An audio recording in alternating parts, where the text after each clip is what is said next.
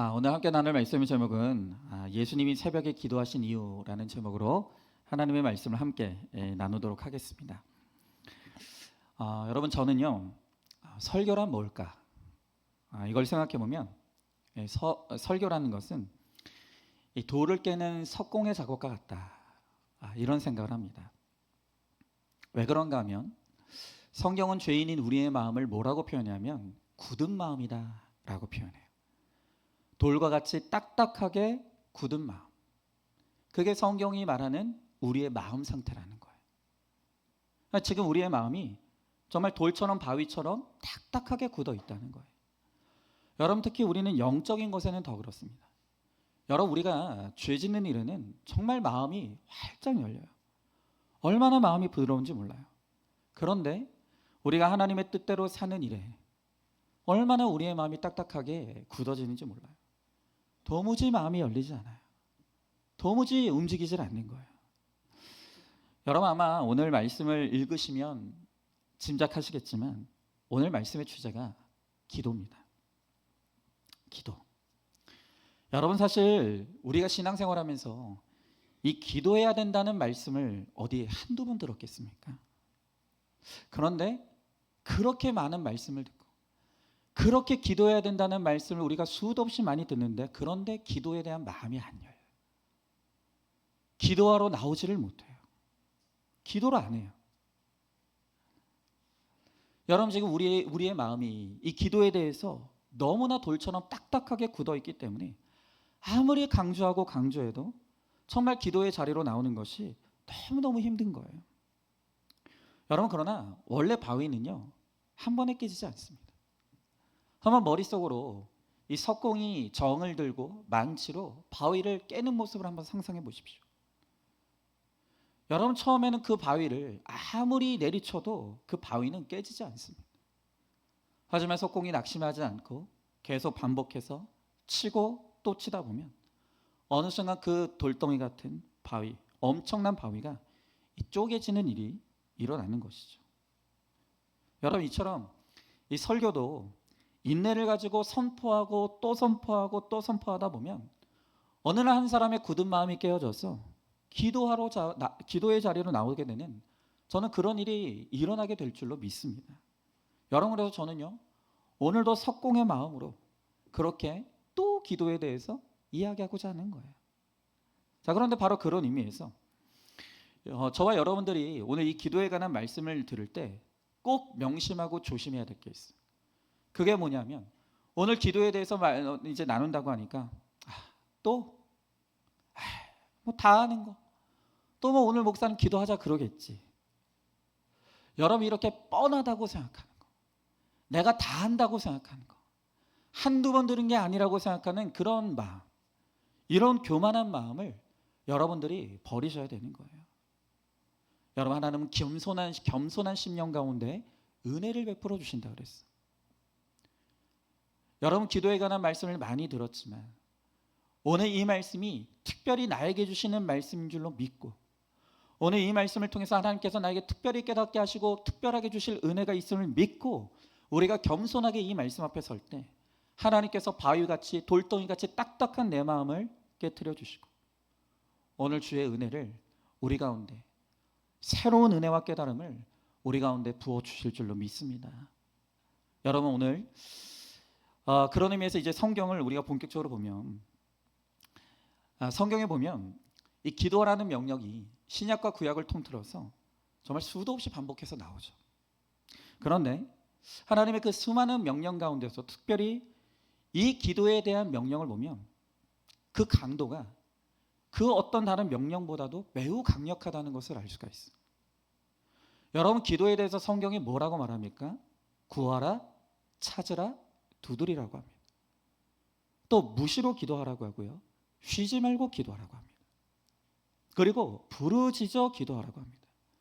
여러분, 심지어 구약의 사무엘 선지자는 뭐라고 말하냐면 기도를 쉬는 것은 죄다, 죄다, 이렇게 말하는 거예요. 여러분, 이처럼 우리 하나님께서는 정말 우리에게 할 수 있는 모든 표현을 총동원하셔서 정말 우리가 깨어 기도해야 된다는 것을 오늘 강력하게 우리들에게 끊임없이 말씀하고 도전하고 계시는 거예요. 여러분, 그렇기 때문에 늘 우리의 마음 가운데는, 여러분 적어도 정말 하나님을 믿고 하나님 잘 믿고 싶은 우리 사랑하는 성도들의 마음에는 이 기도에 대한 거룩한 부담감이 있어요. 기도해야 된다는 것도 알아요. 그런데 실제로 기도하려고 하면 그게 그렇게 어려워요. 너무너무 힘든 거예요. 여러분, 그래서 저는 참 이 표현이 너무너무 공감이 가는데, 혹자는 이 기도에 대해서 말하기를 뭐라고 하냐면, 기도란 하나님께 가는 가장 쉬운 길이면서 동시에 가장 어려운 길이다, 이렇게 얘기했어요. 맞아요. 여러분, 누가 기도한다고 뭐 우리를 핍박하는 사람이 있습니까? 여러분, 기도라는 것은 시간과 공간을 제약받지 않고 그냥 내가 하고자 하면 할 수 있는 게 기도예요. 너무너무 쉬워요. 그런데 그 기도를 하는 게 너무 어려운 거예요. 여러분, 그럼에도 불구하고 기도를 하는 것에는 이유가 없고 핑계가 있을 수 없다는 거예요. 우리가 기도하는 일에는 내가 이래서 기도하지 못합니다, 저래서 기도하지 못합니다라는 전혀 그런 핑계가 있을 수 없다는 가장 강력한 근거가 뭐냐? 바로 오늘 본문을 통해 예수님이 기도하셨다는 바로 이 사실 앞에서 우리는 이래서 기도 못해요, 저래서 기도 못해요, 그런 말 할 수 없다는 거예요. 여러분, 오늘 본문의 35절을 제가 다시 읽어봅니다. 새벽 아직도 밝기 전에 예수께서 일어나 나가 한적한 곳으로 가서 거기서 기도하시더니 그랬습니다. 여러분, 우리 예수님은 바로 그분이 하나님이세요. 예수님은 능치 못할 일이 없으시고 모르는 것이 없으시는 전지전능하신 하나님이신 분이 바로 우리 예수님이라는 거예요. 그런데 그 전지전능하신 예수님께서 기도하셨대요. 그분이 기도하셨대요. 여러분, 예수님도 기도하셨다면 오늘 우리들 가운데 저는 기도하지 않아도 괜찮아요, 기도 안 해도 얼마든지 살 수 있어요, 저는 너무 바빠서 기도하지 못합니다 라고 말할 수 있는 사람은 단 한 사람도 없다는 거예요. 여러분, 만약에 예수님도 기도하셨는데 나는 기도하지 않아도 괜찮다라고 생각하는 사람은 뭐냐면 내가 예수님보다 낫다고 생각하는 거예요. 내가 예수님 위에 있다고 생각하는 거예요. 설마 그런 생각하시는 분들 없으시겠죠? 내가 예수님보다 낫다고 생각하시는 분들 없으시겠죠? 그럼 기도하셔야죠. 적어도 우리가 기도 못하는 것에 대해서 핑계댈 수 없다는 거예요. 여러분, 특별히 오늘 성경은 예수님이 기도하시되 새벽 아직도 밝기 전에 기도하셨다라고 기록하고 있습니다. 여러분, 저는 오늘 이 짧은 한 구절을 통해서 예수님께서 기도하시되 왜 새벽에 기도하셨는가, 왜 예수님은 굳이 새벽에 기도하셨어야 하는가, 우리가 이것을 가지고 함께 말씀을 나누기를 원하는 것입니다.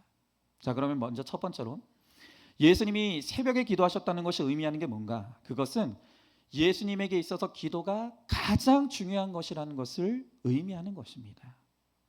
자, 여러분, 우리가 기도하면 딱 떠올리는 것이 뭐냐면 우리는 무언가를 끊임없이 하나님 앞에 구하고 하나님은 우리가 구하는 것을 들으시는 그 행위를 먼저 떠올려요. 기도하면 부담이 되는 이유가 뭐냐면 우리가 뭔가 계속해서 무슨 말을 해야 된다고 생각하는 거예요.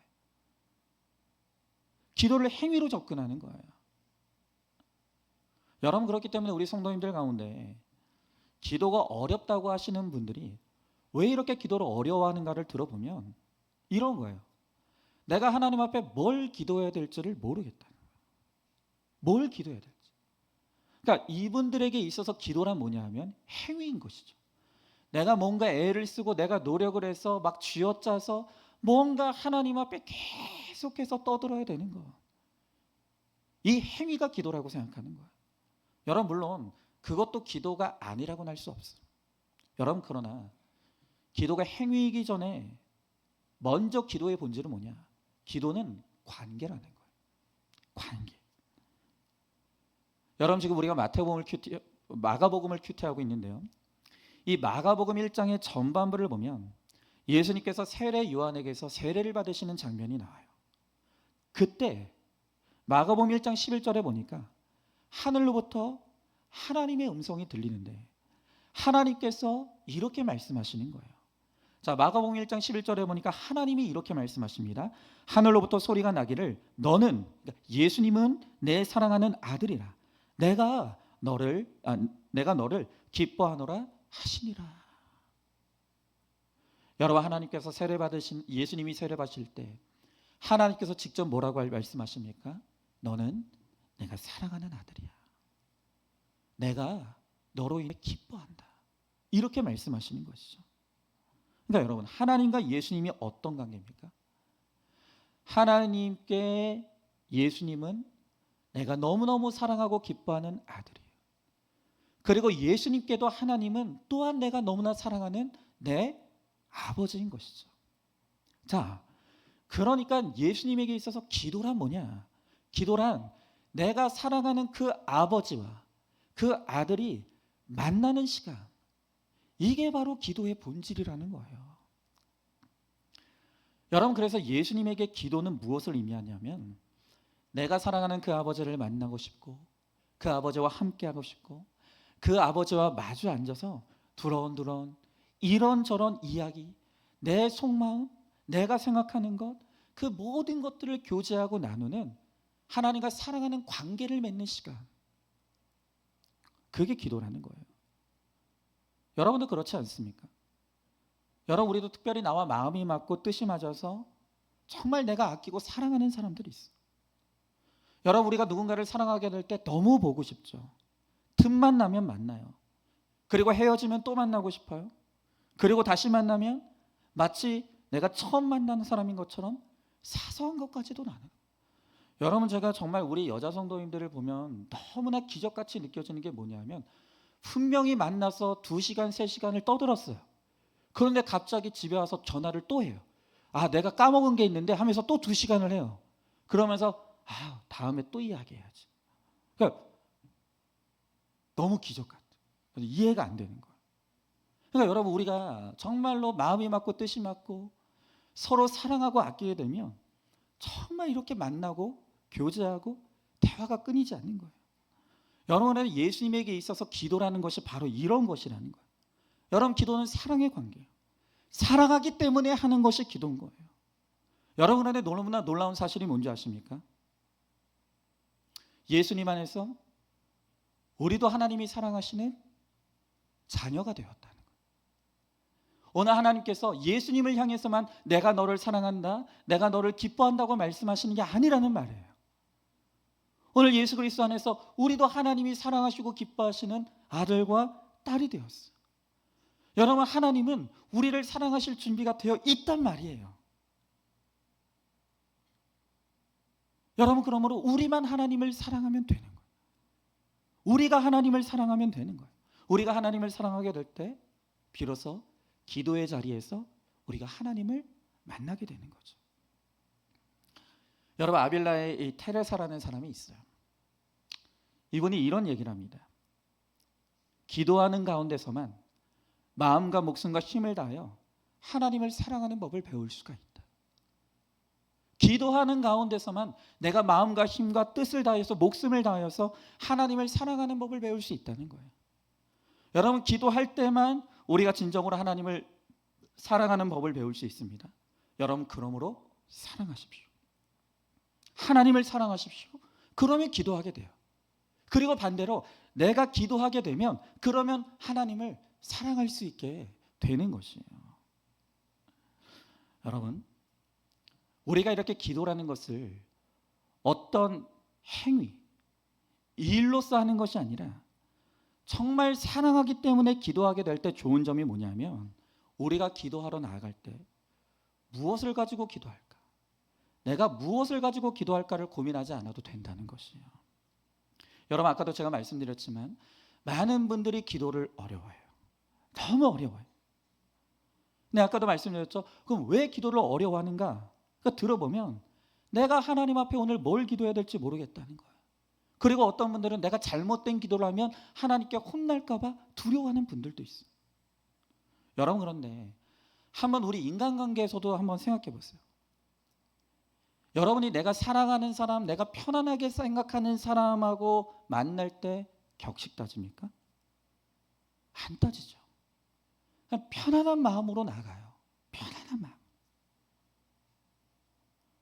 여러분, 사랑하는 사람을 만나는데 여러분들 가운데 내가 오늘 그 사람 만나면 무슨 말을 할까 막 종이에 써가지고 그거 읽으면서 이야기하시는 분들이 있습니까?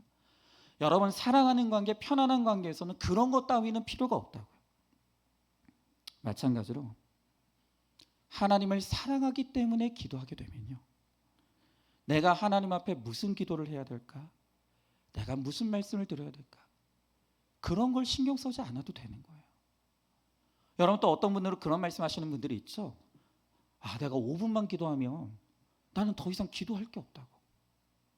여러분, 그거 역시도요, 내가 하나님을 사랑하는 마음으로 기도하면 해결되는 거예요. 여러분, 하나님이 나를 사랑하시고 기뻐하세요. 하나님은 내가 기도의 자리에서 나와서 무슨 말을 쏟아내도 그냥 그것을 지긋한 사랑의 눈길로 바라봐 주시고 귀 기울여 주시는 거예요. 여러분, 그렇기 때문에 우리가 하나님 앞에서는 못 토해낼 것이 없는 거예요. 우리의 마음속에 좋지 못한 감정들도 다 털어놓을 수 있어요. 짜증스러운 것도 털어놓을 수 있는 거예요.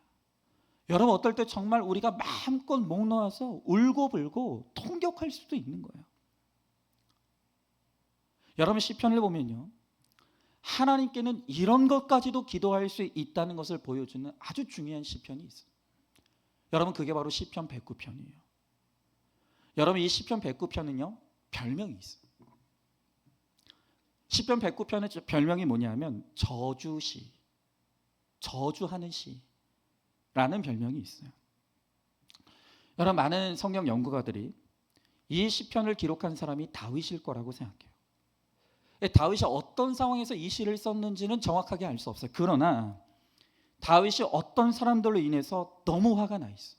너무 분노하고 있어요. 억울함을 견딜 수가 없는 거예요. 그래서 자신의 혈기와 분노를 주체하지 못해서 이 시편 109편의 시를 막 휘갈기면서 써내려간 거예요. 막 분노에 차가지고 씩씩거리면서 써내려가는 거예요. 여러분, 그래서 여러분 오늘 집에 가셔서 시편 109편 한번 꼭 읽어요. 지금 읽지 마시고 지금은 그냥 저만 쳐다보시면 되는 거예요. 여러분, 집에 가서 시편 109편을 읽어보시면 내용이요 살벌합니다. 다윗이 기록했는데 그 내용이 어떤 내용이냐면 이런 내용이 있어요. 하나님, 사탄이 그의 오른편에 서게 하소서. 하나님, 그 사람 오래 살지 못하고 요절하게 해주세요. 기막히죠? 그게 끝이 아니에요. 심지어 이런 내용들, 얼마나 화가 났는지 그 다음에 이렇게 말해요. 그 자식들이 다 고아가 되게 하시고 그 아내들은 전부 다 과부가 되게 해주세요. 하나님, 그것만으로도 속이 안 차입니다. 아예 이 집안의 자손이 대가 끊어지게 하여 주시옵소서. 다윗이 그렇게 시편을 기록해 놨어요. 여러분, 우리가 생각할 때는 감히 하나님 앞에 어떻게 이런 불경한 기도를 할 수 있을까, 그런 생각 들지 않습니까? 근데 여러분, 우리 한번 솔직해지자고요. 솔직히 저와 여러분 누구라 할 것 없이 우리도 이렇게 분노가 치밀어 오르고 화가 나고 억울해서 나도 모르게 막 역설과 저주가 나올 때 있잖아요. 그럴 때 있잖아요. 그렇죠? 아닌 척하지 마시고, 여러분, 저주하고 싶은 마음, 복수하고 싶은 마음, 심지어 정말 우리 마음속에 정말로 이것이 법으로 허용만 된다라고 한다면 당장 죽여버리고 싶은 그런 마음이 우리 가운데 있을 때가 있단 말이에요. 정말로 내 옆에서 코 골면서 처자고 있는 남편 보면 막 이걸 목 졸라 죽일까? 어떻게 죽일까? 막 그렇게 생각하는 사람들 있다 그러더라고요. 여러분, 제 마음에도 그런 마음이 있어요. 불쑥불쑥 그런 마음이 올라온다고요. 여러분들을 가지고 그런 마음 갖는 건 아니에요. 네. 절대 아니에요. 절대. 네. 여러분, 그런데 우리 안에 그런 정말 주체할 수 없는 분노가 치밀어 오를 때, 억울한 마음이 올 때, 정말 혈기가 폭발할 때, 그때 우리가 대처할 수 있는 방법이 세 가지가 있죠. 하나는 뭐냐면 진짜 복수하는 거예요. 죽여버리는 거죠. 아주. 근데 문제는 뭐냐면 이게 당시에는 시원한데 이게 우리 인생도 망한다는 게 문제예요. 그러니까 이걸 차마 우리가 할 수가 없어요. 그래서 이제 그런 마음이 올라올 때 두 번째 방법은 뭐냐면 그냥 그 분노와 억울함을 그냥 가슴 속에 꾹꾹 눌러 담고 참고 사는 거예요. 근데 이렇게 하면 병나죠. 화병이 나는 거예요. 우라통이 터지는 거예요. 우울과 무기력에 빠지는 거예요. 그런데 많은 사람들이 달리 방법이 없습니다. 내가 너무 억울한데, 내가 너무 화가 나는데, 내가 정말 분노가 치밀어 오르는데 이걸 어떻게 해결할 방법이 없으니까 결국 그냥 내 가슴 속에 눌러 담고 사는 거예요. 그런데 우리에게는 세 번째 방법이 있어요. 그게 뭐예요? 그 억울한 마음, 분노의 마음, 정말 그 치밀어 오르는 주체할 수 없는 그 혈기어린 마음, 그 모든 마음을 가지고 하나님 앞에 가는 거예요. 여러분, 그러니까 오늘 다윗이 그 저주의 기도를 휘갈기듯 써내려가면서 썼던 그 기도의 시는 다윗이 선택한 마지막 방법이었던 거예요. 마지막 방법. 다윗은 내가 사랑하는 하나님께서 내가 어떤 마음을 가지고 하나님 앞에 나가고 내가 어떤 말을 쏟아내더라도 나의 사랑하는 아버지 하나님은 그것을 받아주시리라는 것을 그가 믿는 거예요. 그래서 하나님 앞에서 정말로 숨김없이 모든 것을 다 쏟아내는 거예요. 여러분, 여기서 중요한 게 뭐냐? 우리의 악한 감정을 그 원수에게 직접 쏟아넣으면 그건 저주가 돼요. 여러분, 그러나 정말 우리를 사랑하시는 하나님 앞에 우리의 그 악감정을 다 쏟아놓으면 그건 저주가 아니라 탄원이 되는 거예요. 하나님 앞에 부르짖는 탄원이 되는 거예요. 그런데 여러분, 우리가 이렇게 정말로 상한 마음, 악한 마음, 괴로운 마음을 가지고 하나님 앞에 탄원하는 기도를 드리면 그 기도의 자리에서 놀라운 일이 일어나요. 여러분, 처음에는 우리가 그 감정을 가지고 하나님 앞에 나가면 하나님이 우리의 기도를 들어주세요.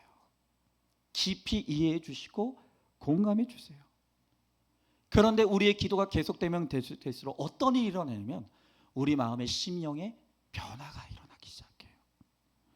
여러분, 처음에는 저 악한 사람 때문에 기도해요.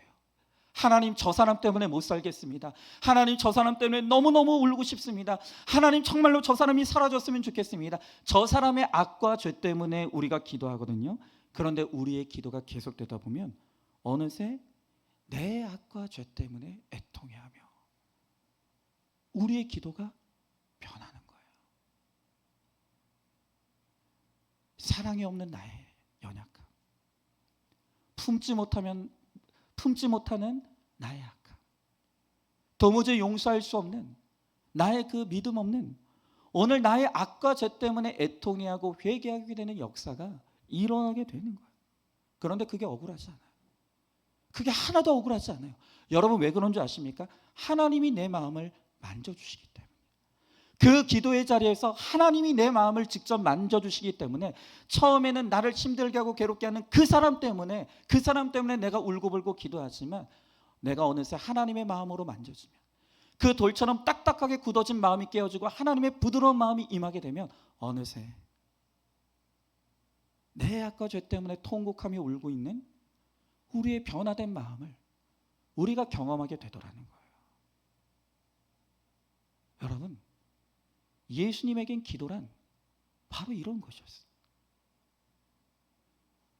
내가 보고 싶고 사랑하는 내 아버지 앞에서 아버지와 만나서 그 아버지와 수다 떨고 투정 벌이고 남 흉도 보고 울기도 하고 웃기도 하고. 그러니까 우리 예수님에게 기도라는 것은 정말 내가 하루 중에 내가 가장 사랑하는 내 아버지 하나님과 만날 수 있는 가장 중요하고 소중한 시간이었던 거예요. 그러니까 하나님과 만나는 이 기도의 시간을 누구에게도 방해받고 싶지 않아요. 여러분, 그랬기 때문에 예수님께서 선택하신 시간이 언제였어요? 새벽이요. 나는 이 시간만큼 누구에게도 방해받고 싶지 않기 때문에, 누구의 간섭도 받고 싶지 않기 때문에, 나는 하나님 아버지를 반드시 하루에 꼭 만나야 되기 때문에, 그래서 우리 예수님께서 선택하신 시간이 바로 새벽 시간이었다는 거예요. 여러분, 놀라운 것은 우리 하나님은 준비가 돼 있어요. 우리의 어떤 모습이라도 받아주실 준비가 돼 있습니다. 우리가 쏟아내는 그 어떤 감정도 어떤 말도 받아주실 준비가 하나님께는 되어 있다는 거예요. 이제는 우리가 하나님께 나아가면 되는 거예요.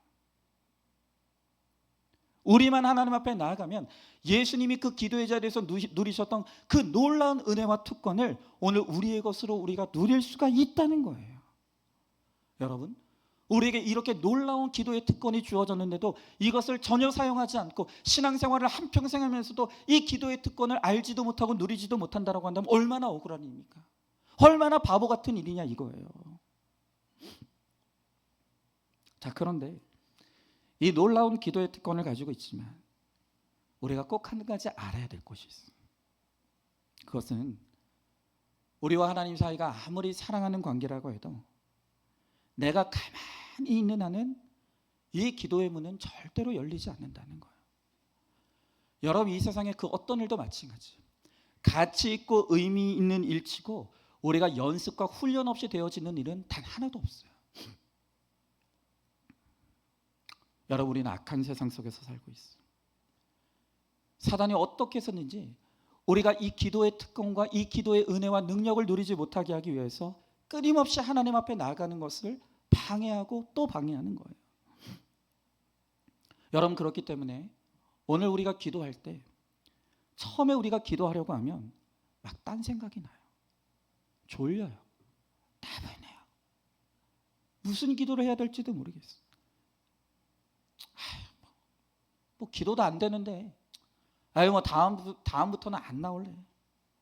이게 아니라 처음에는 그럴 수 있어요. 그러나 그 모든 것들을 이겨내고 우리가 기도의 자리에 머물러 있고 붙어 있으면서 가다 보면 점점 우리의 기도가 깊어지는 거예요. 기도의 문이 활짝 열리는 거예요. 그러면 예수님이 누렸던 하나님과의 사랑의 관계에서 누리는 그 어마어마한 은혜와 사랑을 우리가 누릴 수 있는 거예요. 여러분, 우리가 잘 아는 그 인도의 성자라고 불리우는 그 마더 테레사 수녀이 있잖아요. 이분이 그렇게 기도할 때 너무너무 행복한 모습이었대요. 그래서 어느 날 어떤 사람이 수녀님, 어쩌면 수녀님은 그렇게 기도할 때 행복해 보이십니까?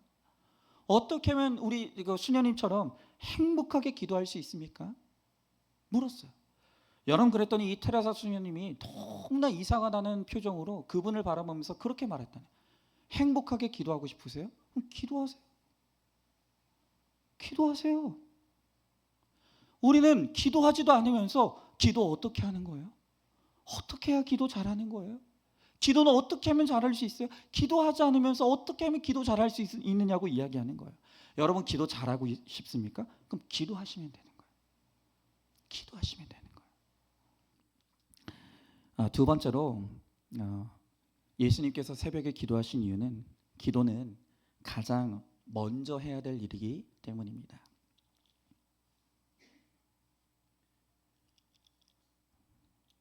여러분, 제가 앞에서 우리 예수님께서 새벽에 기도하셨다는 것은 이 기도가 가장 중요한 것이기 때문에 그렇게 하셨다 그랬어요. 그리고 두 번째로 예수님이 새벽에 기도하셨다는 것은 그것이 우리의 하루의 일과 중에 가장 첫 번째로 가장 먼저 해야 될 일이 기도라는 것을 의미한다는 것입니다. 여러분, 사실 첫 번째와 두 번째는 그 의미가 비슷하죠. 여러분, 아침에 일어나면 가장 먼저 하는 일이 뭐죠? 김양재 목사님이 그랬잖아요.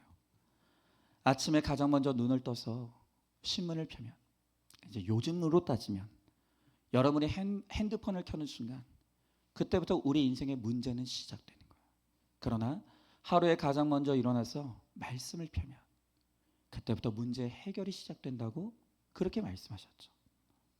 여러분, 그래요. 우리가 내 삶의 순서를 보면, 내가 어떤 일을 먼저 하는지 그 순서를 보면 그것이 내가 가장 중요하게 생각하는 것이 무엇인가를 알 수 있는 거예요.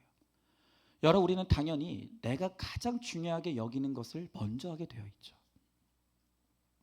여러분, 그런 의미에서 오늘 성경을 보면 예수님은 하루를 시작하면서 가장 먼저 하신 것이 무엇입니까? 그게 기도였다는 거예요. 그러니까 다시 말하면 우리 예수님에게 있어서 인생의 가장 중요한 거, 가장 첫 번째 되는 가장 귀한 것이 뭐냐? 그게 바로 예수님에게 기도였다는 거예요. 여러분, 예수님이 기도를 이렇게 중요하게 여기셨다면, 예수님을 믿는다고 하고 예수님을 따른다고 하는 우리에게 있어서도 기도는 그냥 중요한 것이 아니라 가장 중요한 것이고 가장 첫 번째로 해야 될 가장 중요한 일이라는 것입니다.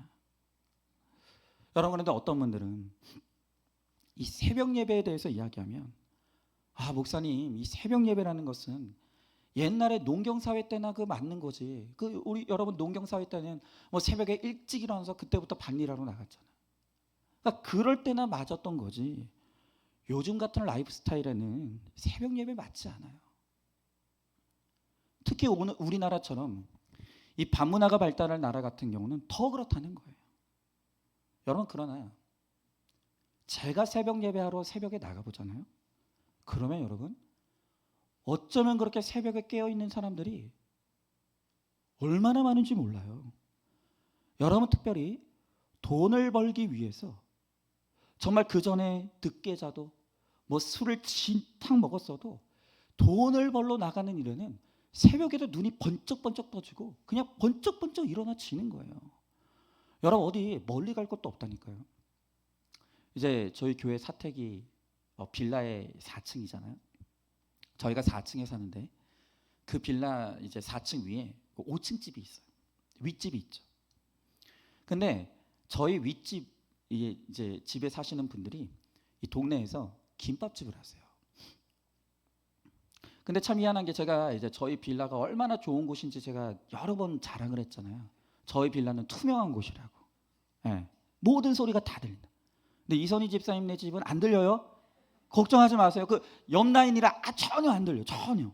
네. 우리 라인만 들려요. 여러분, 그래서 얼마나 투명한지 이 소변 소리도 너무 깨끗하고 선명하게 들려서 딱 소리만 들어도, 아, 아버님이 싸고 계시구나. 아, 아들이 싸고 계시구나. 이게 다 들려요. 네. 그런데 여러분, 이 집이 이제 장사를 하잖아요. 그러니까 제가 소리가 다 들리니까 언제 퇴근하는가를 보면 이르면 한 8시 반, 늦으면 한 9시, 장사를 마치고 한 그 시간에 집에 들어오시는 것 같아요. 얼마나 피곤하겠어요. 얼마나 힘들겠어요. 근데 놀라운 사실은 뭔지 아십니까? 집에 오면, 그렇게 힘들게 하루 장사를 마치고 집에 들어오면 피 터지게 싸워요. 너무 피곤할 텐데 어떨 때는 부부간에 막 싸우고요. 또 어떨 때는 엄마랑 아들 간에 막 엄청나게 싸우는 거예요. 막 고성을 지르고 싸웠다가 어떨 때는 막 물건을 집어던지고 싸우고, 처음에는요, 저희가 이제 이사를 가서 처음에 막 윗집에서 싸우는 소리가 들리니까 저랑 저희 집사람이 막 벌벌 떨면서 잠을 못 잤어요. 근데 이게 하루 이틀이면 놀라죠. 매일 싸우니까 이게 자장가가 돼요. 이게, 아, 또 싸우시는구나. 네? 여러분, 생각해 보세요. 하루 종일 열심히 일하고 돌아왔어요. 그것도 피곤한데 또 그 피곤을 무릅쓰고 피 터지게 싸우시는 거예요. 그거 얼마나 피곤해요. 그런데 정말 기적 같은 일이 뭔지 아십니까? 저희가 매일 새벽마다 이제 새벽 예배 나가려고 집에서 이제 한 5시 10분, 15분 이 정도 이제 집을 나서요. 그런데 윗집에서 딱 그 시간에 같이 나와요. 그 시간에 같이 나와요.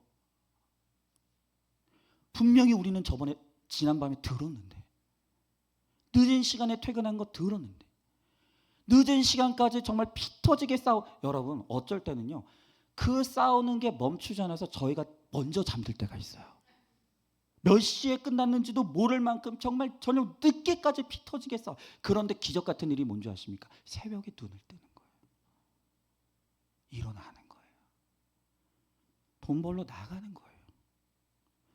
여러분, 거의 매일 마주쳐요. 그러니까 저는 새벽 예배하러 나가고 그분들은 돈 벌러 가게 나가는 거예요.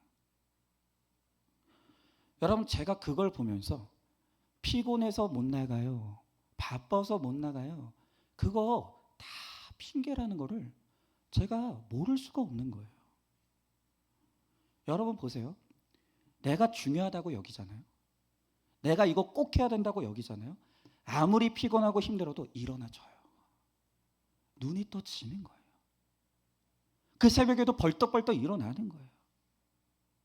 그러니까 여러분, 우리가 적어도 내가 이래서 나는 기도 못해요, 나는 저래서 기도 못해요, 이게 하나님 앞에서는 우리가 정말 입을 굳게 다물어야 된다는 만큼은 여러분들이 아셔야 되는 거예요. 여러분, 우린 그런 생각하죠. 왜 굳이 예수님은 새벽에 일어나셔서 우리로 하여금 이렇게 곤란하게 만드실까? 그런데 여러분, 예수님에게는 새벽에 기도할 수밖에 없는 사정이 있다니까요. 그 사정이 뭐라 그랬습니까? 여러분, 앞서서도 이 기도라는 것은 사랑하는 아버지와 아들이 만나는 소중한 시간이라 그랬어요. 그런데 예수님에게도 하나님 아버지와 만나는 그 소중한 만남을, 그러니까 누구에게도 방해받고 싶지 않은 거예요. 누구에게도. 그런데 예수님에게도 그 하루 중에 정말 내가 방해받지 않고 하나님과 온전히 만나며 기도할 수 있는 시간은 새벽밖에 없었다니까요. 여러분, 성경을 보면 예수님이 하루 종일 얼마나 바쁘셨던지 아시죠? 그때는 예수님도 기도할 수 없는 거예요. 예수님이 누구의 방해도 받지 않고 기도할 수 있는 시간은 오로지 새벽 시간밖에 없었던 거예요. 그래서 예수님이 새벽에 벌떡벌떡 일어나신 거예요. 왜요? 예수님에게는 그 시간이 너무 중요하고 소중하기 때문에. 여러분, 우리도 마찬가지예요. 우리가 사는 세상 너무 바빠요. 너무 복잡하고 분주해요. 여러분, 그렇기 때문에 그 속에서 여러분이 하나님과 집중해서 독대하고 그 하나님과 만나는 시간을 낸다는 건 그냥 불가능한 일이라고 보시면 돼요. 그러니까 여러분들이 잠깐 뭐 하나님 도와주세요, 하나님 어떡해요, 또 여러분들 같은 경우는 아버지 하면서 그렇게 잠깐 기도할 수 있겠지만 깊이 있게 하나님과의 교제 속으로 들어갈 수 있는 것은 우리의 하루 일과 속에서는 그건 불가능한 일인 거예요. 여러분, 그러나 우리 사회의 그 어떤 문화 속에서도 새벽에 우리를 불러내는 그런 곳은 없어요. 여러분, 아무리 직장 생활이 바쁘다고 해도 새벽에 일하러 나오라고 하는 데는 거의 없어요. 학교도 학원도 새벽에 나오라고 하는 데는 없어요. 아무리 애인이 사랑한다고 데이트하자고 해도 새벽에 데이트하는 사람은 없다니까요. 여러분, 새벽은 아무도 건드리지 않는 시간이에요. 여러분, 그렇기 때문에 하나님은 우리들에게 그 시간을 요구하는 거예요. 그 시간에 만나자. 너 솔직히 그때 아니면 나 만날 시간 없잖아. 우리 그때 만나자. 하나님이 우리에게 그 새벽 시간을 요구하시는 거예요.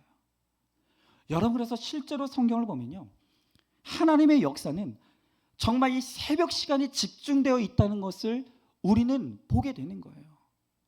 여러분, 성경을 읽어보면 이스라엘 백성들이 출애굽할 때 불기둥과 구름기둥으로 이스라엘 백성들을 인도했다 그랬죠. 그런데 그 불기둥과 불기둥과 구름기둥이 언제 움직이기 시작했냐면 그때가 언제나 새벽이었어요. 또 하나님께서 이스라엘 백성들에게, 광야 이스라엘 백성들에게 40년 동안 만나와 메추라기를 내려주셨죠. 아시죠? 그 만나와 메추라기가 언제 내려왔죠? 새벽 동트기 전에. 그리고 해가 뜨면 그 만나와 메추라기가 다 녹아서 사라져 버려요. 자, 그러니까 이스라엘 백성들이 그 하루에 굶지 않고 만나와 메추라기를 먹으려면 이유 없이 반드시 새벽에 일어나야 되는 거예요. 하나님은 그렇게 이스라엘 백성들에게 새벽을 깨우는 훈련을 40년 동안 시키신 거예요.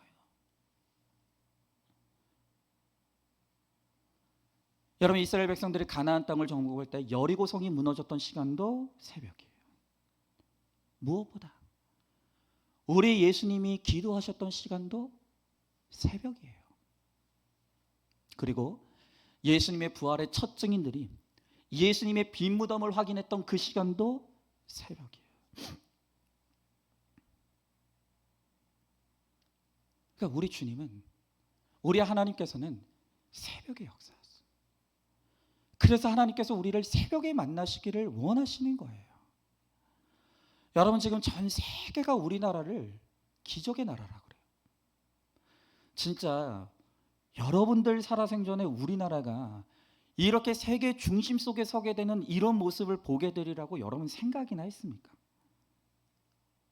근데 이게 진짜 과장이 아니라는 거예요. 이 정말 기적 같은 일인 거예요. 여러분 아시잖아요. 우리나라가 일제 식민지를 35년을 겪었어요. 그런데 그 35년 만에 해방돼서 좀 일어나려고 하니까 6.25가 터져서 3년 동안 온 나라가 쑥대밭이 된 거예요. 폐허가 됐다고요.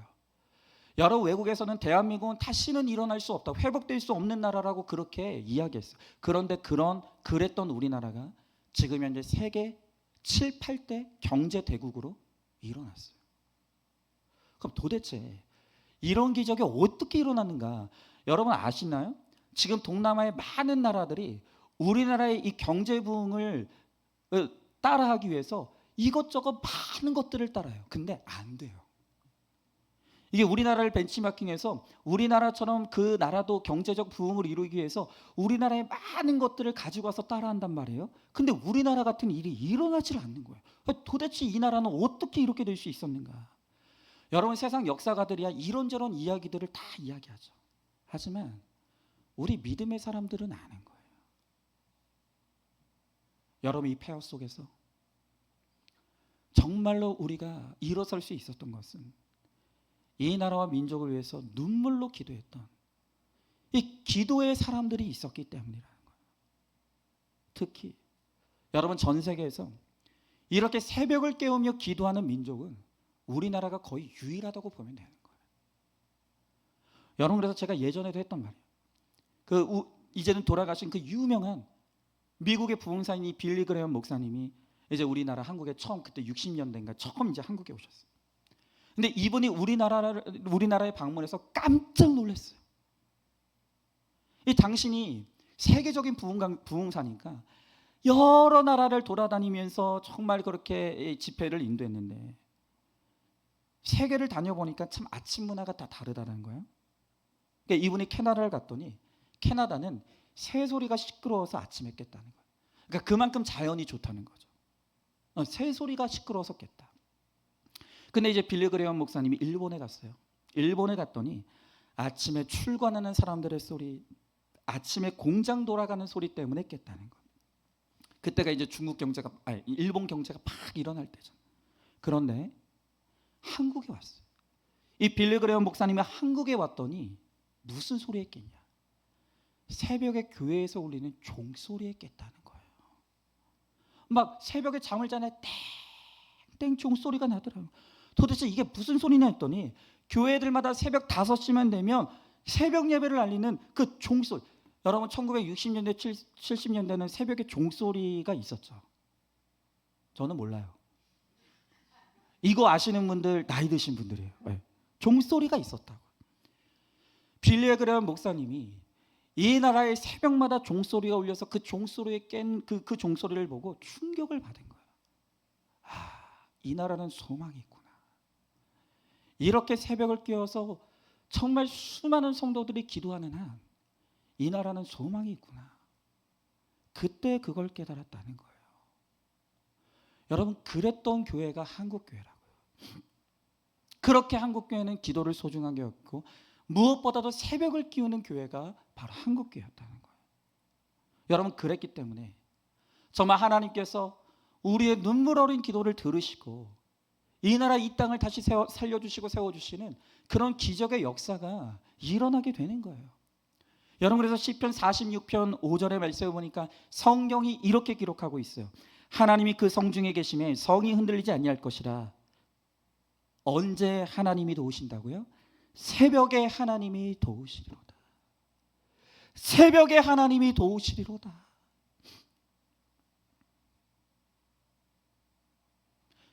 여러분, 이 영적인 비밀을 알고 있는 사람들은 어떻게 이 폐허 속에서 이 나라가 이렇게 기적같이 일어나게 됐는지, 도대체 이 기적이 어디로부터 비롯됐는지를 아는 것이죠. 여러분, 새벽에 모이는 거 힘들어요. 새벽에 일어난다는 거, 여러분, 목사인 저도 쉽진 않아요. 그러나 하나님이 우리에게 정말 이렇게 새벽에 기도할 수 있는 복을 주셨다는 것을 깨닫는 사람은 여러분, 새벽 예배가 힘들다고 말할 수 없는 거예요. 여러분 보세요. 내가 새벽에 일어나서 돈 벌 수 있다는 그 생각만 가지고도 새벽에 일어나진다니까요. 그런데 돈과는 비교할 수 없는 하나님의 은혜, 하나님의 은혜가 그 새벽에 나를 기다리고 있어. 그걸 정말로 알고 믿는다면 우리가 일어나지 못할 이유가 뭐가 있겠냐는 거예요. 여러분, 한국교회가 점점 약해진다는 이야기를 해요. 점점 기도의 소리가 작아지고 있어요. 여러분, 사단은요, 오늘도 우리에게 우리가 기도할 수 없다고 생각하게 만드는 수많은 이유들과 핑계들을 계속해서 만들어내는 거예요. 목사님 너무 바빠요. 목사님 너무 힘들어요. 목사님 저는 저녁형 인간이에요. 여러분, 그러나 그 모든 핑계들이 예수님 앞에서는 다 허사가 되는 거예요. 여러분, 예수님처럼 바쁘신 분 있으면 한번 손 들어보세요. 내가 예수님보다 바빠요라고 말할 수 있는 분 있습니까? 여러분, 예수님보다 힘드신 분들 있습니까? 예수님은 십자가에 달려 돌아가시기 전날도 기도하셨어요.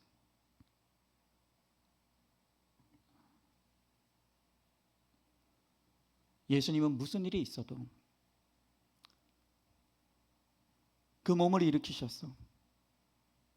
새벽에 기도하시는 것으로서 그 가장 첫 시간, 가장 처음으로 기도하심으로써 그 하루를 열어내시는 거예요. 여러분, 하나님은 계속해서 우리를 기도의 자리로 부르고 계시는 거예요. 기도하자. 기도해야 된다. 내가 새벽에 너를 만나길 원한다. 내가 새벽에 너를 돕기를 원한다. 하나님께서 끊임없이 우리들에게 말씀하시고 또 말씀하시는 거예요. 여러분, 그렇기 때문에 저도 이 기도해야 된다는 이 말씀을 여러분들에게 끊임없이 외치고 또 외칠 수밖에 없는 거예요. 여러분, 저는 정말 바라요. 오늘 이 말씀을 듣고 단 한 사람의 마음이라도 깨져서 정말 새벽을 깨우는 성도들이 일어나게 된다라고 한다면 저는 그 한 사람만으로 만족해요. 한 사람. 하나님께서 오늘 이 가운데 한 사람을 부르고 계시는 거예요. 그 한 사람 때문에 지금 오늘 이 말씀을 전하게 하시는 거예요. 한 사람만 깨어나면 그 한 사람 때문에 하나님이 정말 새벽에 도우시는 하나님의 은혜가 오늘 우리 가운데 일어나게 된다는 거예요. 여러분, 오늘 이 시간 우리 다시 한번 기도하시죠. 오늘 이 시간 기도할 때 오늘 기도는 하나님에게 있어서, 예수님에게 있어서 가장 중요한 것이라고 그랬어요. 그리고 가장 첫 번째로 해야 될 일이라고 말씀하시는 거예요.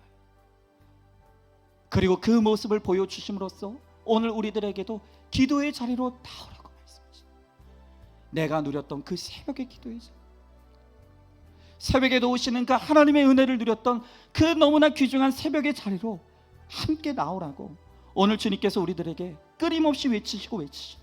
여러분, 그런데 지금 우리가 영원히 잠들어 있어. 영원히 깊이 잠들어 있었어. 우리가 돈 버는 일에는 눈이 번쩍번쩍 떼어치고 정말로 내가 해야 될 일에는 그렇게 벌떡벌떡 일어나는데도 기도를 해야 되는 일에는 도무지 몸을 일으키지 못하고 눈을 뜨지 못하는 오늘 우리가 영적으로 깊이 잠들어 있는 오늘 우리의 모습을 봅니다. 자, 마지막 세 번째로 예수님께서 새벽에 깨어 기도하셨던 이유는 기도할 때에만 우리의 한계를 뛰어넘는 역사와 능력이 나타나기 때문입니다. 자, 여러분, 왜 예수님께서는 그 새벽에 일어나셨어? 가장 먼저, 가장 처음으로 기도하셨는지, 그리고 그 기도 후에 어떤 일이 일어난지를 보면 왜 예수님이 새벽에 일어나셔서 기도하셔야 됐는지가 나오는 거죠. 자, 여러분, 오늘 본문에 보면 예수님께서 새벽에 기도하시는 장면이 나와요. 그리고 이제 하루를 시작하시는데 그 하루 동안 어떤 일이 일어나는지가 성경에 소개되어 있어요. 자, 오늘 39절의 말씀에 보면 35절에 예수님께서 새벽 몇명에 기도하신 후에 39절에 보니까 예수님이 온 갈릴리를 다니시며 전도하시고 귀신을 쫓아내셨다고 말하고 있어요. 그리고 곧바로 이어지는 40절 이하의 말씀을 보면 이번에는 나병 환자를 만나서 그 나병에 걸린 환자를 깨끗하게 치유하시는 역사가 일어나는 거예요.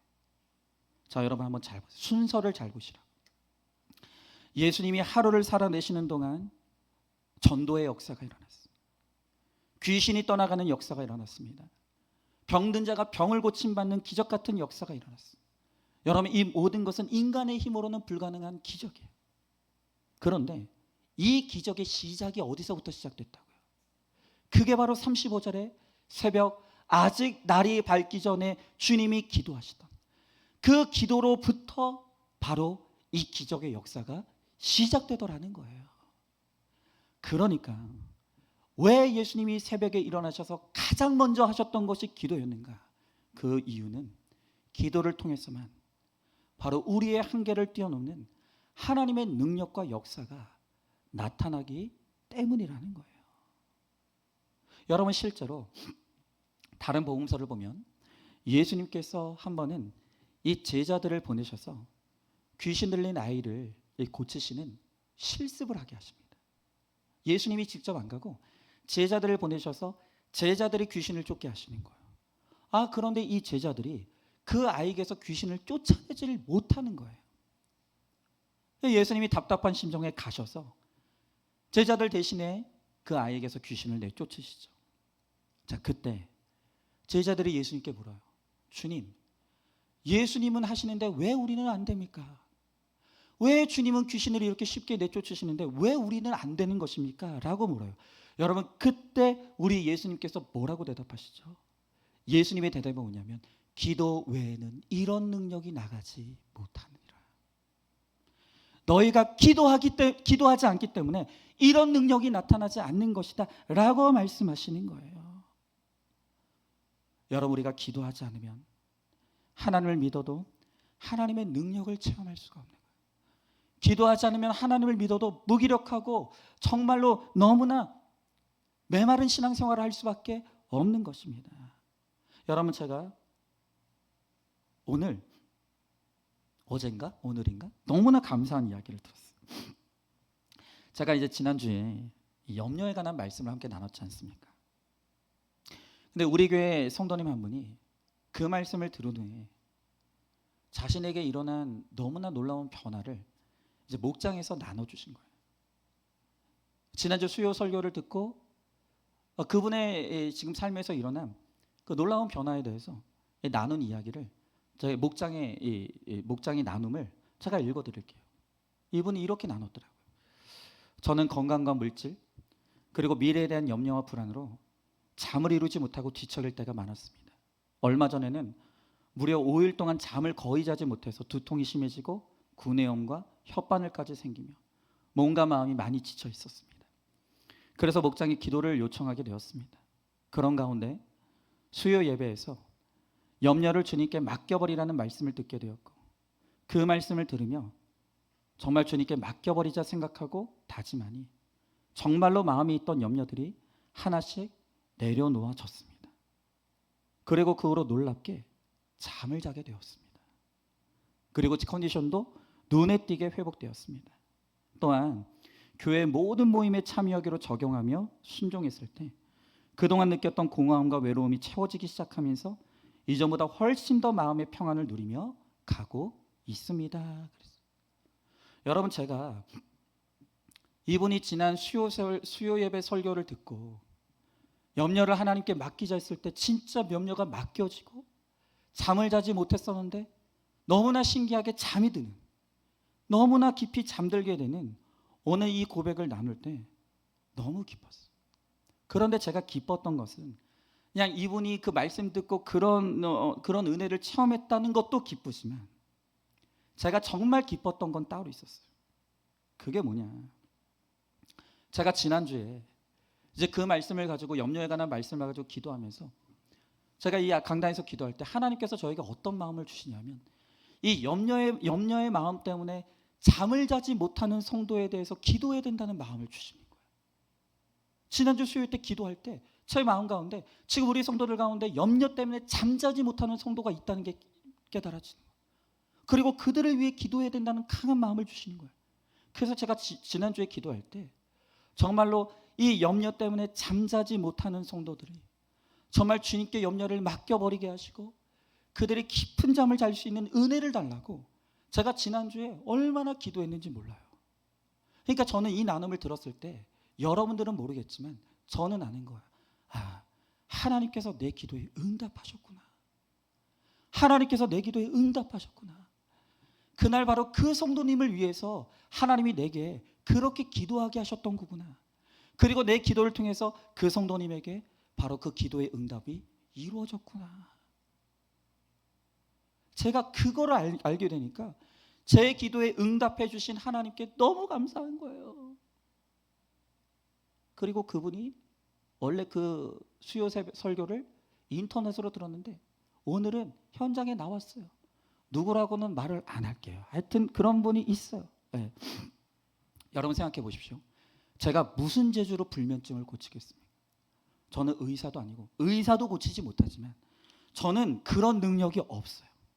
그러나 하나님의 말씀 붙들고 하나님이 기뻐하신 뜻대로 그 약속의 말씀을 붙들고 기도하며 이렇게 우리의 한계를 넘어서는 하나님의 능력과 역사가 나타나더라는 거예요. 나타나더라는 거예요. 여러분 제가요 오늘 새벽에 너무 당황스러운 일을 겪었어요. 오늘 새벽에 그게 뭐냐면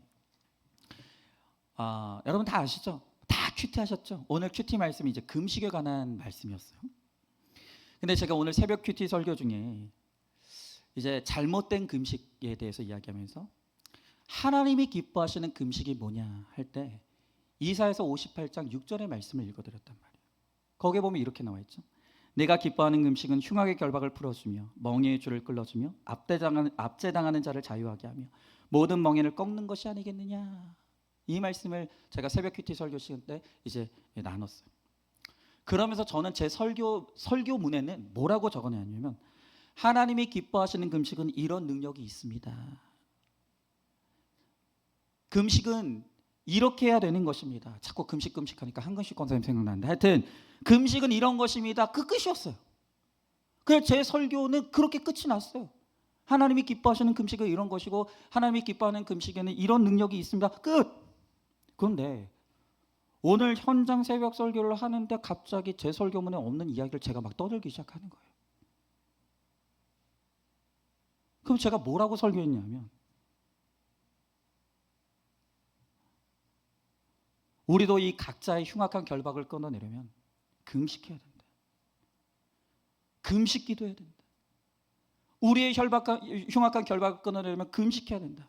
그리고 저부터 말씀대로 금식하겠습니다. 설교문에 없는데 그렇게 말해버렸어요. 새벽에 몇 명도 없지만 네. 저도 모르게 그렇게 막 떠들었는데 정신 차려보니까 제가 금식하겠다고 말해버렸네. 여러분 저는 목사지만 금식을 되게 싫어합니다. 한금식 권사님은 사랑해요. 근데 금식은 싫어해요. 네. 금식을 싫어해요. 금식해도 좋았던 기억이 없어요. 그리고 저는 매일 내가 해야 될 일과가 있잖아요. 근데 이 금식한다는 게 이게 보통 힘든 일이 아니에요. 근데 오늘 새벽에 제가 뭐 돌았는지 이상 설교문은 전혀 그런 게 없었는데 갑자기 제 입에서 금식하겠습니다 하고 선포해버리고 내려와 버린 거예요. 그리고 이제 정신없이 기도를 하는데 얼마 기도하다 보니 그냥 딱 깨달아진 게 뭐냐면 하나님이 내 입술을 붙잡고 금식 기도를 해야 한다 하겠다고 내가 내 의지로 한 게 아니라 하나님께서 이 말을 하게 하셨구나. 이 확신이 드는 거예요. 왜요? 여러분 제가 이번 주일날 말씀드렸던 것처럼 우리가 이제까지 회개의 자리까지는 잘 왔어요. 근데 이제 마지막 남은 그 한 걸음, 정말 이제 마지막 남은 그 순종의 한 걸음을 나가면 되는데 여기서 우리가 지금 다 뭉쳐버렸어요. 우리가 다 지금 흉악한 결박에 묶여서 이 순종의 한 걸음을 떼는 데서 다 멈춰버리는 거예요. 여러분 어떤 분은 흉악한 상처의 결박에 묶여있어요. 어떤 분은 흉악한 생색의 결박에 묶여있고 또 어떤 분들은 흉악한 피해의식과 자기연면의 결박에 묶여있고 또 어떤 분들은 흉악한 게으름과 나태의 결박에 묶여있어요. 각자 지금 묶여있는 흉악한 결박들이 있다는 거예요. 그 흉악한 결박에 묶여서 우리가 지금 순종의 한 걸음, 마지막 한 걸음만 떼면 되는데 이 순종의 한 걸음을 나가지를 못하는 거예요. 지금 우리가 어떤 그 흉악한 결박에 꽁꽁 묶여있는 거예요. 그런데 오늘 주님께서 뭐라고 하십니까? 그 흉악한 결박을 풀어내는 것은 금식하며 기도하는 것밖에 없다고 말씀하시는 거예요. 그리고 하나님께서 기도 가운데 저한테 그걸 깨닫게 하시는 거예요. 누군가는 이 흉악한 결박을 끊어내기 위해 금식하고 기도해야 될 텐데, 애통하며 기도할 텐데 누가 금식하겠니? 네가 해야지. 너 목사잖아. 네가 목사잖아. 그럼 네가 이 흉악한 결박을 끊어내기 위해서 네가 금식하며 기도해야 되지 않겠냐? 하나님께서 그걸 말씀하시는 거예요. 여러분, 처음에는 정말 저도 의도하고 뜻하지도 않게 갑자기 튀어나온 말이라 너무 당황스러운 거예요. 그래서 금식하며 기도해야 된다는 것까지는 알겠는데 제 준비가 안 됐잖아요. 그래서 제가 여기서 기도하면서 그랬다는 거, 하나님, 제가 지금 마음의 준비가 안 됐거든요. 그러니까 내일부터 하면 안 될까요? 그래서 저는 이제 생각하는 거, 내가 저녁에 밥을 이빠이 먹고, 죄송해요, 먹고, 여러분 한번 생각해 보세요. 저는 새벽에 4시 반에 일어나요. 그러니까 제가 뭐 하루 종일 하겠다는 거 아니에요. 이제 한 끼를 금식을 해도 저는 새벽 4시 반부터 일어나가지고 한 끼 뭐 아침을 금식한다고 쭉 한단 말이에요. 쉬운 게 아니에요. 그래서 저는 마음의 준비가 안 된 상태에서 하나님이 그냥 탁 튀어나오게 하셨으니까, 하나님, 제가 마음의 준비가 안 됐다고, 준비 좀 하고 하겠다고. 근데 하나님께서는 급해. 지금 해. 지금 해. 이렇게 다 꽁꽁 묶여 있는데 너라도 기도하고 금식하며 기도해야 될 거 아니냐. 지금 해라. 여러분, 그래서 제가 하나님 알겠습니다. 토달지 않겠습니다. 순종하겠습니다. 내가 오늘부터 일주일간 나를 위해, 우리 가정을 위해, 우리 교회의 흉악한 결박을 끊어주시고 풀어주시길 위해서 하루에 한 끼씩 금식하며 일주일 동안 하나님 앞에 기도하겠습니다. 그 헌신을 하나님 앞에 드리고 오늘부터 금식을 시작한 거예요.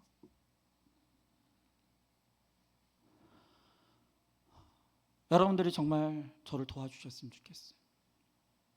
제가 정말 이 흉악한 결박을 끊어내는 하나님이 기뻐하시는 금식 기도를 잘할 수 있도록 여러분들이 저를 위해 항상 기도해 주시고, 혹시 오늘 여러분들 가운데 마음에 감동이 되신 분들, 오늘 성령께서 주시는 마음의 감동과 도전이 되시는 분들은 이 흉악한 결박을 풀어내는 이 금식 기도에 같이 동참해 주셨으면 좋겠어요. 여러분, 제 힘으로 어떻게 이 흉악한 결박을 풀어내겠습니까? 저는 힘이 없어요. 여러분, 정말 여러분들을 보면 제가 너무너무 애통한 거예요. 다 각자 지금 흉악한 결박에 매여 있어요. 순종이 안 돼요. 한 걸음만 내디디면 되는데 이게 다 우리가 안 되고 여기서 다 멈춰버렸어요. 앞으로도 가지 못하고 뒤로도 가지 못하고. 근데 제가 너무너무 애통한 건 이 결박을 풀 힘이 저에게는 없는 거예요. 그래서 하나님께서 저에게 명하시는 게 뭐예요? 금식 기도해라. 기도 외에는 그런 능력이 나갈 수 없다. 하나님이 기뻐하시는 금식 기도만이 이 흉악한 결박을 깨뜨릴 수 있다. 네가 기도해라. 그래서 저는 저를 위해서도 그렇고 이제부터 여러분들을 위해서 일주일 동안 하루 한 끼를 금식하면서 정말 새벽을 깨우며 하나님 앞에 기도할 거예요. 하나님, 지금 우리 사랑하는 성도들이 각자의 흉악한 결박에 묶여서 꼼짝도 못하고 있습니다. 순종이 안 됩니다. 앞으로 나갈 수가 없습니다. 주님, 도와주시옵소서. 이 흉악한 결박을 풀어주시옵소서. 이 멍에를 꺾어주시옵소서. 주님, 은혜를 베풀어 달라고 저는 이제 기도할 거예요. 저 한 사람이라도 이 기도에 함께 동참한다면 이 힘이 더 강력해지지 않겠습니까? 여러분, 오늘 이 시간 여러분들을 결박하고 있는 그 흉악한 것이 무엇이에요? 그 흉악한 결박에 묶여서 꼼짝도 못하고 있어요. 내 능력으로는 못 풀어요. 우리 능력으로는 풀 수가 없어요. 그래서 우리는 기도해야 되는 거예요.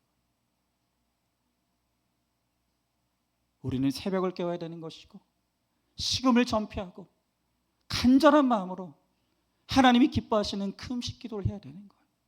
그럴 때 나는 알 수 없지만 우리 주님께서 우리의 능으로도 힘으로도 풀 수 없는 그 흉악한 결박을 풀어주시고 그 멍에를 꺾어주시겠다고 약속해 주시는 거예요. 하나님 아버지 감사합니다. 오늘 주님께서 새벽 아직도 밝기 전에 일어나셔서 한적한 곳으로 나가서 거기서 기도하셨다고 합니다. 우리 예수님에게 기도가 너무 중요하기에, 우리 예수님에겐 기도가 목숨과 같은 가장 첫 번째 것이기에, 또한 기도가 아니면 능력이 나갈 수 없기에 우리 주님께서는 그 어떤 상황과 형편 가운데서도, 심지어는 십자가에 달려 돌아가시 그 전날까지도 몸을 일으켜 기도의 자리에 나와 땀방울이 빗방울이 되도록 기도하시고 또 기도하심으로 우리의 구원을 이루어내셨다고 말씀하십니다. 그리고 오늘 우리에게도 기도의 자리로 나오라고, 기도해야 된다고, 깨어 기도해야만 한다고, 나와 함께 기도하자고 주님은 우리의 영혼을 끊임없이 흔들고 계십니다.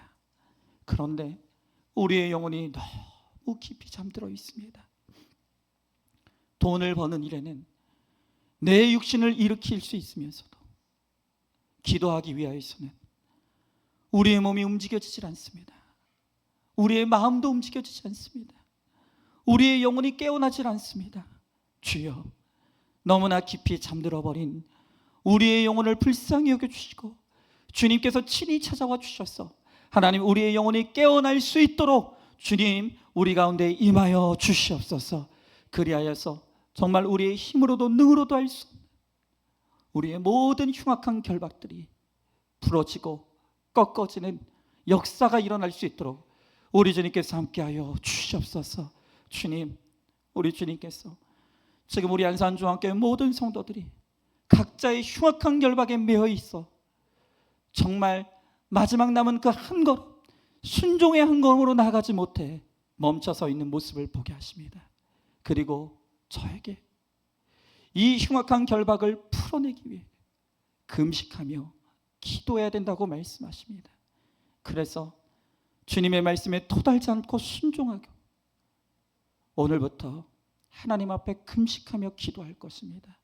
주님, 정말 할 수 있는 것이 없어서 내 힘으로도 능으로도 그 어떤 것으로도 우리를 메고 있는 이 흉악한 결박을 풀어낼 수 없기에 주님의 약속의 말씀을 붙들고 하나님이 기뻐하시는 금식의 기도를 하며 주님 앞에 나아가오니 주여 우리를 불쌍히 여겨주시고 주여 우리를 돌보아 주셔서 우리의 메인 그 흉악한 결박이 풀어지고 꺾어지는 주의 은혜의 역사가 일어날 수 있도록 우리 주님께서 함께하여 주시옵소서.